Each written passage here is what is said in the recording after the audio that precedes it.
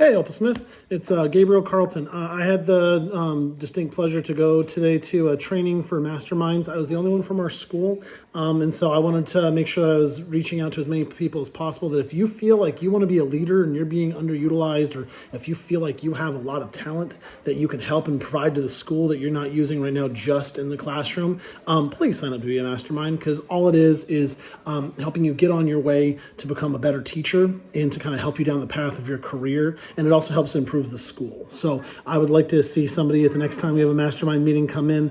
That'd be great. But if not, I wanted to share some of the things that I got from the PD that I went to today, so we can kind of disseminate that to everybody instead of going like class by class and telling everybody. This kind of gives you like the broad strokes. If you have any questions, I'm really going to ask you to come and talk to me about them, or send it to me in an email, whatever it is.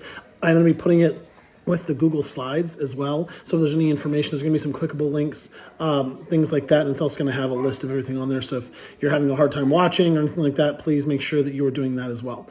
But so I'm gonna jump right into it for the first one. The beginning that we started was we were talking about our goals for the year. And I think, and it's important for everyone to set a goal for the year, like whatever it is, like, hey, I just really want to work on this. If you're a new teacher, hey, I really want to get my classroom to run smoothly. Hey, I really like doing this, that, or the other. Whatever your goal is for the year. Maybe you want to take a step into a leadership role. Maybe you want to finish your degree. Maybe you want to work on classroom management. Maybe you want to work on getting all of your low readers down. Whatever it is, have a clear goal and write it down, because I think it's important. And what we learned from the PD is the more time you write it down, the more concrete you make that goal, the better it is for you. So I just wanted to share mine. My personal goals are listed on the side, by being responsible for my own growth, promoting CISD practices with fidelity. That one came from the district because they want to make sure we're using their practices, because that's what they feel is going to be best.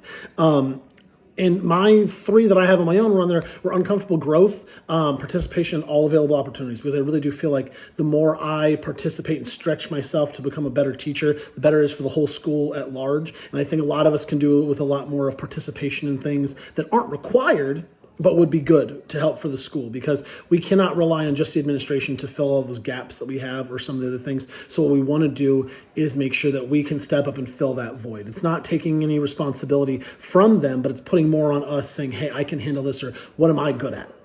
Creating connections is something I really want to do. I want to make sure that we have good connections with each other, good communication from everyone. That also includes with students. I want to make sure that I'm connecting with students, parents, everyone, because you have to reach them to teach them. It's a big thing I'm always going to say, and something that I truly believe. You have to reach students to teach them, because if they don't care about you and you don't care about them, what's the point?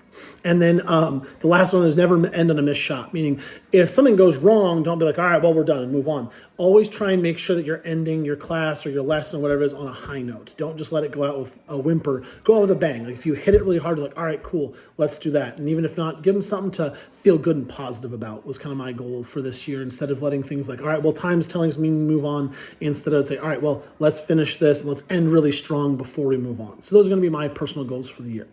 Thank you.